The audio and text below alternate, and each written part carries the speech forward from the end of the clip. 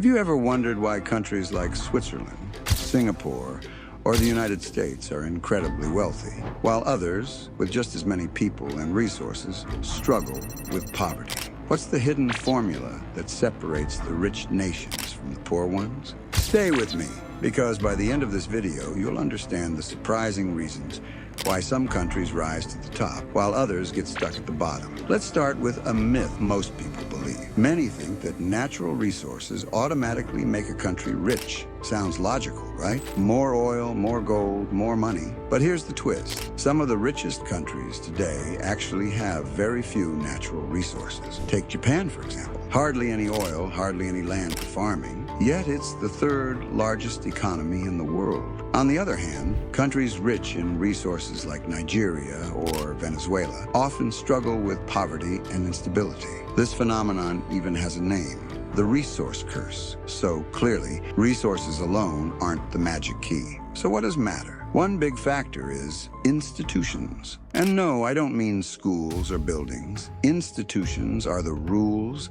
systems, and governments that shape how people live and work. Think of them as the operating system of a country. If the system is fair, transparent, and stable, businesses thrive, investors trust the country, and innovation grows. But if corruption dominates, or leaders keep all the wealth for themselves, the system breaks down. That's why South Korea and North Korea, two countries that share the same history, culture, and geography, are worlds apart in wealth today. South Korea built strong institutions and invested in education. North Korea did not. Now let's talk about another powerful factor: education and human capital. Rich countries invest heavily in educating their citizens, making sure people have the skills to adapt in a fast-changing world. Take Singapore. Back in the 1960s, it was a poor island with very few natural advantages. But the government invested in world-class education, creating a skilled workforce. Today, Singapore is one of the richest nations per person on the planet. Compare that with countries that neglect education. They often find themselves stuck, unable to climb the ladder of development. Of course, we can't ignore geography. Where a country is located plays a role. Landlocked nations without access to the sea often face higher trade costs. Countries in tropical regions sometimes battle diseases like malaria, which reduces productivity.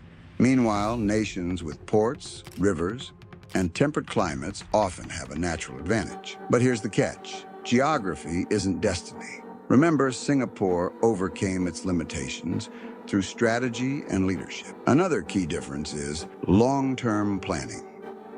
Rich nations tend to think decades ahead, not just about tomorrow. For example, Norway discovered oil in the 1960s. Instead of spending it all, they created the world's largest sovereign wealth fund, worth over $1 trillion today. That means even when the oil runs out, Norway's citizens will still benefit. Compare this with the countries that spent their resource wealth immediately. When the money was gone, so was their chance at prosperity. So, if we put it all together, what separates rich countries from poor ones isn't luck or natural gifts. It's about strong institutions, educated citizens, smart planning, and the ability to turn challenges into opportunities. Now, here's something to think about. If countries can rise from poverty to wealth in just a few decades, like Singapore or South Korea did, what lessons could today's struggling nations learn? And more importantly, what lessons can we as individuals take from this? Building habits of education, planning, and discipline doesn't just apply to countries. It applies to our personal finances, too.